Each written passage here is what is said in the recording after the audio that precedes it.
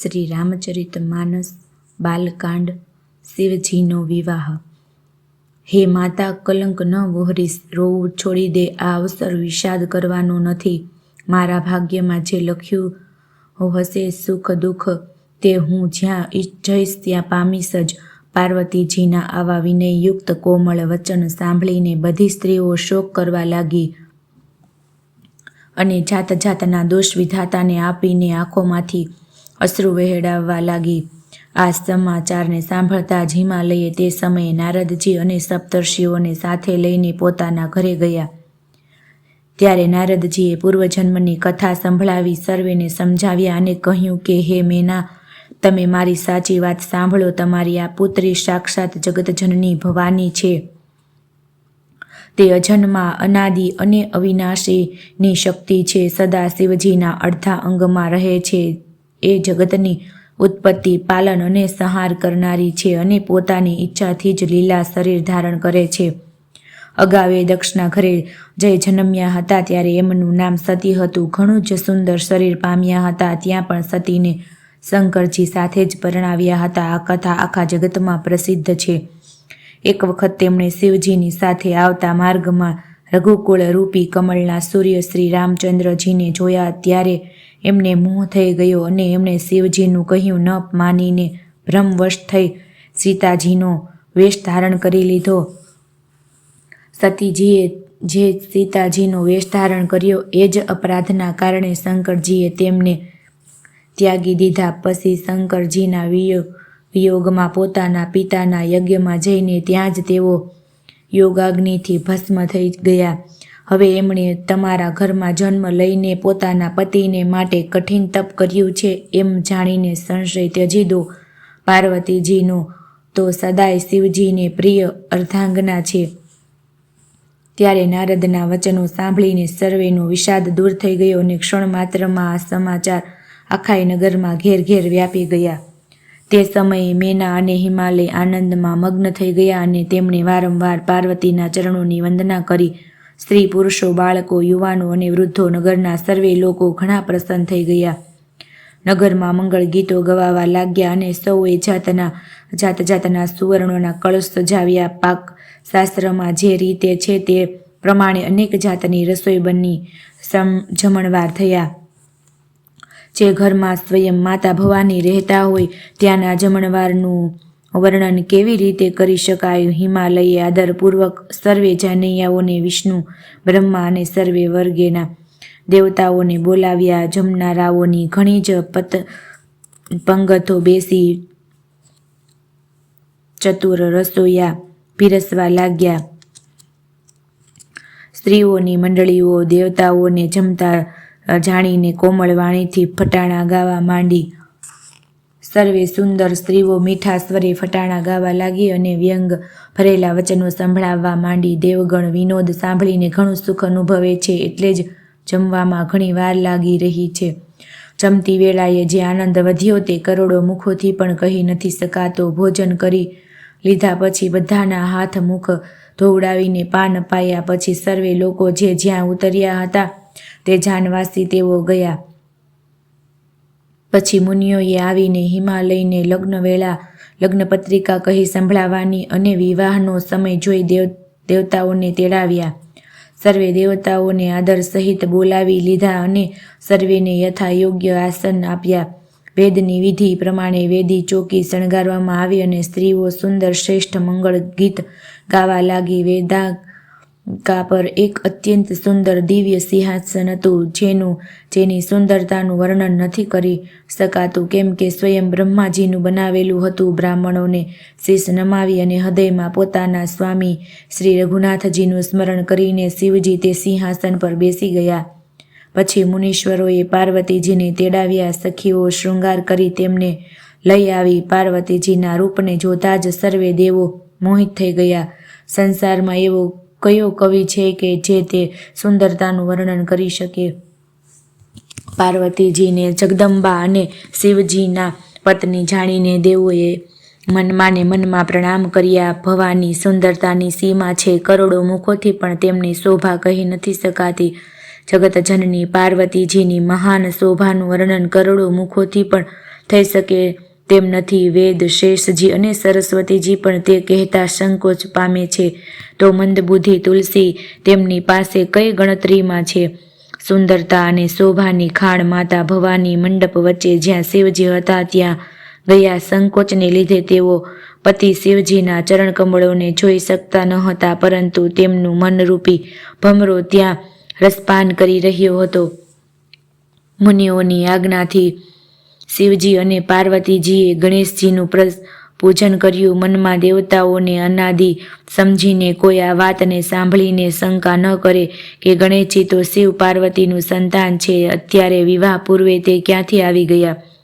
વેદોમાં વિવાહની જેવી વિધિ કહેવામાં આવી છે. મહામુનિઓએ તે સઘળી કરાવી. પર્વતરાજ હિમાલયે હાથમાં દર્ભ લઈને તથા પુત્રીનો હાથ પકડીને તેને ભવાની શિવપત્ની જાણીને શિવજીને સમર્પિત કર્યા. જ્યારે મહેશ્વરે શિવજીએ પાર્વતીનું પાણી ગ્રહણ કર્યું ત્યારે ઇન્દ્રાદિ સર્વે દેવતાઓ હૃદયમાં ઘણા જ હર્ષિત થયા. શ્રેષ્ઠ મુનિગણ વેદ મંત્રોનું ઉચ્ચારણ કરવા લાગ્યા અને દેવગણો શિવજીનો જય જયકાર કરવા લાગ્યા. અનેક પ્રકારના વાજા વાગવા લાગ્યા. આકાશમાંથી અનેક જાતના ફૂલ વર્ષા થઈ. શિવ પાર્વતીનો વિવાહ થઈ ગયો. આખા બ્રહ્માંડમાં આનંદ છવાઈ ગયો. દાસી, દાસ, રથ, ઘોડા, હાથી, ગાયો, વસ્ત્ર અને મણી વગેરે અનેક પ્રકારની ચીજો, અન્ન અને સોનાના વાસણો ગાડીઓમાં ભરીને દહેજમાં અપાયા, જેના વર્ણન થઈ શકે તેમ નથી. અનેક પ્રકારે દહેજ આપીને હાથ જોડી હિમાલયે કહ્યું, હે શંકર, આપ પૂર્ણ કામ છો, હું આપને શું આપી શકવાનો હતો? આમ કહીને તે શિવજીના ચરણ કમળ પકડીને બેસી ગયા. ત્યારે કૃપાના સાગર શિવજીએ પોતાના સસરાનું સર્વે રીતે સમાધાન કર્યું. પછી પ્રેમથી પરિપૂર્ણ હૃદયે મીનાજીએ શિવજીના ચરણ કમળ પકડ્યા અને કહ્યું, હે નાથ, આ ઉમા મને મારા પ્રાણ સમાન પ્રિય છે. આપ એને આપના ઘરની દાસી બનાવજો અને એના દરેક અપરાધને ક્ષમા કરતા રહેજો. હવે આપ પ્રસન્ન થઈને મને આ વર આપો. શિવજીએ ઘણી રીતે પોતાના સાસુને સમજાવ્યા. ત્યારે તે શિવજીના ચરણોમાં શીશ નમાવી ઘરે ગયા. પછી માતાએ પાર્વતીને બોલાવી લીધા અને ખોળામાં બેસાડી સુંદર શિખામણ આપી. હે પાર્વતી, તું સદા શિવજીના ચરણોની પૂજા કરજે. નારીઓના જ આ જ ધર્મ છે. તેમના માટે પતિ જ દેવતા, અન્ય કોઈ દેવતા નથી. આવા પ્રકારની વાતો કહેતા કહેતા તેમની આંખોમાં આંસુ ભરાઈ આવ્યા અને તેમણે પુત્રીને છાતી સરસી સાપી દીધી. વળી કહ્યું કે વિધાતાએ જગતમાં સ્ત્રી જાતિને કેમ ઉત્પન્ન કરી?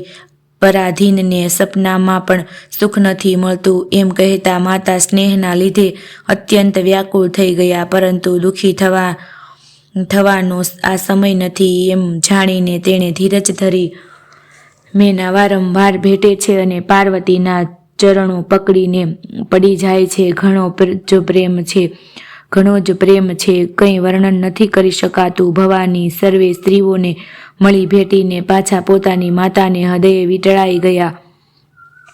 પાર્વતીજીએ માતાને ફરી ભેટીને ચાલ્યા. સર્વે કોઈએ તેમને યોગ્ય આશીર્વાદ આપ્યા. પાર્વતીજી વળીને માતાના તરફ જોતા હતા ત્યારે સખીઓ તેમને શિવજીના પાસે લઈ ગયા. મહાદેવજી સર્વે યાચકોને સંતુષ્ટ કરી પાર્વતીજીની સાથે કૈલાસ તરફ ચાલ્યા.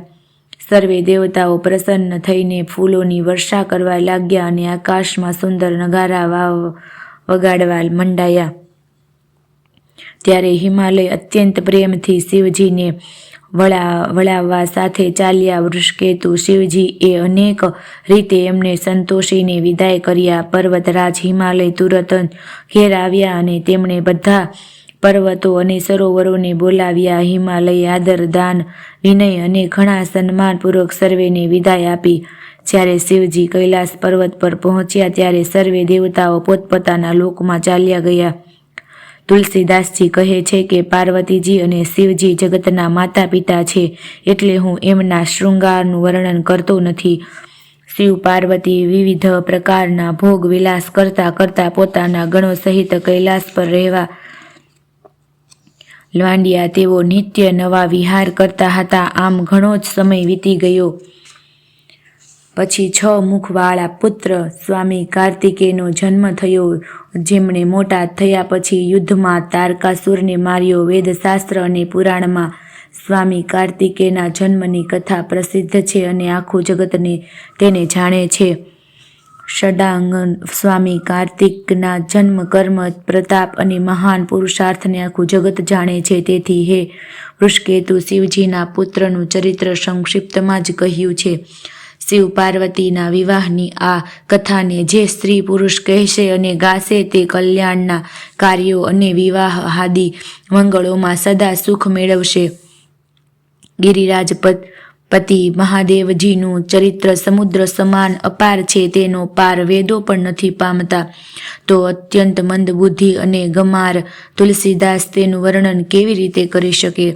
શિવજીનું રસપ્રદ અને સોહામણું ચરિત્ર સાંભળીને મુનિ ભારદ્વાજજીને ઘણું જ સુખ મળ્યું. કથા સાંભળવાની તેમની લાલચા ઘણી વધી ગઈ. નેત્રોમાં જળ ભરાઈ આવ્યા અને રૂવાડા ઊભા થઈ ગયા. તે પ્રેમમાં મગ્ન થઈ ગયા. મુખમાંથી વાણી નથી નીકળતી. તેમની આ દશા જોઈને જ્ઞાની મુનિ યાજ્ઞવલ્ક ઘણા પ્રસન્ન થયા અને બોલ્યા, હે મુનિ, અહો, તમારો જન્મ ધન્ય છે. તમને ગૌરીપતિ શિવજી પ્રાણો સમાન પ્રિય છે. શિવજીના ચરણ કમળોમાં જેમની પ્રીતિ નથી ને તે શ્રી રામચંદ્રજીને સ્વપ્નમાં પણ પ્રિય લાગતા નથી. વિશ્વનાથ શ્રી શિવજીના ચરણોમાં નિષ્કપટ વિશુદ્ધ પ્રેમ થવો એ જ રામ ભક્તનું લક્ષણ છે. શિવજીની જેમ રઘુનાથજીની ભક્તિનું વ્રત ધારણ કરનાર કોણ છે, જેમણે વગર પાપે સતી જેવી સ્ત્રીને ત્યાગી દીધી અને પ્રતિજ્ઞા કરીને શ્રી રઘુનાથજીની ભક્તિને બતાવી? હે ભાઈ, શ્રી રામચંદ્રજીને શિવજી સમાન બીજું કોણ પ્રિય છે? મેં પહેલાં તો શિવજીનું ચરિત્ર કહીને તમારો ભેદ સમજી લીધો. તમે શ્રી રામચંદ્રજીના પવિત્ર સેવક છો અને સમસ્ત દોષથી રહિત છો. મેં તમારા ગુણ અને શીલ જાણી લીધા. હવે હું શ્રી રઘુનાથજીની લીલા કહું છું, સાંભળો. હે મુનિ, આજે તમને મળવાથી મારા મનમાં જે આનંદ થયો છે તે કહી શકાતો નથી. હે મુનીશ્વર, રામચરિત અત્યંત અપાર છે. 100 કરોડ શેષજી પણ તે કહી નથી શકતા. તો પણ જેવું મેં સાંભળ્યું છે તેવું વાણીના સ્વામી, પ્રેરક અને હાથમાં ધનુષ ધારણ કરેલા પ્રભુ શ્રી રામચંદ્રજીનું સ્મરણ કરીને હું કહું છું. સરસ્વતીજી કઠપુતળી સમાન છે અને અંતર્યામી સ્વામી શ્રી રામચંદ્રજી કઠપુતળીને નચાવનાર સૂત્રધાર છે. પોતાનો ભક્ત જાણીને જે કવિ ઉપર તેઓ કૃપા કરે છે તેના હૃદયરૂપી આંગણામાં સરસ્વતીને તેઓ નચાવ્યા કરે છે. તે કૃપાળુ શ્રી રઘુનાથજીને હું પ્રણામ કરું છું. તેમના નિર્મળ ગુણોની કથા કહું છું. કૈલાસ પર્વતમાં શ્રેષ્ઠ અને પરમ રમણીય છે, જ્યાં શિવજી પાર્વતીજી સદાય નિવાસ કરે છે. સિદ્ધ તપસ્વી યોગી ગણ, દેવતા, કિન્નર અને મુનિઓનો સમૂહ એ જ પર્વત પર રહે છે. તે બધા મોટા પુણ્યાત્માઓ છે અને અનકંદ શ્રી મહાદેવજીની સેવા કરે છે. જે ભગવાન વિષ્ણુ અને મહાદેવજીને વિમુખ છે અને એમને ધર્મમાં પ્રીતિ નથી, તેવા લોકો સ્વપ્નમાં પણ ત્યાં જઈ શકતા નથી. એ પર્વત ઉપર એક વિશાળ વડનું ઝાડ છે, જે નિત્ય નવીન અને સર્વે કાળ 6 ઋતુઓમાં સુંદર રહે છે. ત્યાં 3 પ્રકારનો શીતળ, મંદ અને સુગંધી વાયુ વાતો રહે છે અને તેની છાયા અતિ શીતળ છે. શિવજીને વિશ્રામ કરવા માટેનું વૃક્ષ, જેને વેદોએ ગાયું છે. એક વખત પ્રભુ શ્રી શિવજી તે વૃક્ષની નીચે ગયા અને તેને જોઈને તેમના હૃદયમાં ઘણો જ આનંદ થયો. પોતાના હાથે વાઘંબર પાથરી કૃપાળુ શિવજી સહજ સ્વભાવે જ વિના કોઈ ખાસ પ્રયોજને ત્યાં બેસી ગયા. મોગરાના પુષ્પ, ચંદ્રમા અને શંખની જેમ એમનું શરીર ગૌર હતું. ઘણી લાંબી ભુજાઓ હતી અને મુનિઓના વલ્કલ વસ્ત્રો ધારણ કર્યા હતા. તેમના ચરણ તાજા, પૂર્ણ રૂપે ખીલેલા લાલ કમળ સમાન હતા. નખોની જ્યોતિ ભક્તોના હૃદયનો અંધકાર હરનારી હતી. સર્પ અને ભસ્મ તેમના આભૂષણ હતા અને તે ત્રિપુરા સુરના શત્રુ શિવજીનું મુખ ચંદ્ર સરળ પૂર્ણિમાના ચંદ્રમાની જેમ શોભાને પણ હરનારું ઝાંખું પાડનારું હતું. તેમના મસ્તક પર જટાઓનો મુગુટ અને ગંગાજી શોભાયમાન હતા. કમળ સમાન મોટા મોટા નેત્રો હતા. એમનો કંઠ શ્યામ નીલકંઠ હતો અને તેઓ સુંદરતાના ભંડાર હતા. એમના મસ્તક પર બીજનો ચંદ્રમા શોભિત હતો. કામદેવના શત્રુ શિવજી ત્યાં બેઠેલા એવા શોભિત થઈ રહ્યા હતા, જાણે સાત રજ શરીર ધારણ કરીને બેઠો હોય. શાંત રસ શરીર ધારણ કરીને બેઠો હોય. સારી તક જોઈને શિવપત્ની માતા પાર્વતીજી તેમની પાસે ગયા. પોતાના પ્રિય પત્ની આવ્યા જાણે શિવજીએ તેમનો ઘણો આદર સત્કાર કર્યો અને પોતાની ડાબી બાજુ બેસવાનું આસન આપ્યું. પાર્વતીજી પ્રસન્ન થઈને શિવજી પાસે બેસી ગયા. તેમને ગત જન્મની કથાનું સ્મરણ થયું. સ્વામીના હૃદયમાં પોતાના ઉપર અગાઉની અપેક્ષાએ વધુ પ્રેમ સમજી પાર્વતીજી હસીને પ્રિય વચન બોલ્યા. યાજ્ઞવલ્કજી કહે છે કે જે કથા સર્વે લોકનું હિત કરનારી છે તે જ પાર્વતીજી પૂછવા ઈચ્છે છે. પાર્વતીજીએ કહ્યું, હે સંસારના સ્વામી, હે મારા નાથ, હે ત્રિપુરાસુરનો વધ કરનાર, આપનો મહિમા ત્રણેય લોકમાં વિખ્યાત છે. ચર અચર નાગ મનુષ્ય દેવતા સર્વે આપના ચરણકમળોની સેવા કરે છે. હે પ્રભુ, આપ સમર્થ, સર્વજ્ઞ અને કલ્યાણ સ્વરૂપ છો. સર્વે કળાઓ અને ગુણોના ધામ છો અને યોગ્ય જ્ઞાન તથા વૈરાગ્યના ભંડાર છો. આપનું નામ શરણાગતોના માટે કલ્પવૃક્ષ છે. હે સુખના ભંડાર, જો આપ મારા પર પ્રસન્ન હોવ અને ખરેખર મને પોતાની દાસી માનતા હો તો હે પ્રભુ, આપ શ્રી રઘુનાથજીની અનેક પ્રકારની કથાઓ કહી મારું અજ્ઞાન દૂર કરો.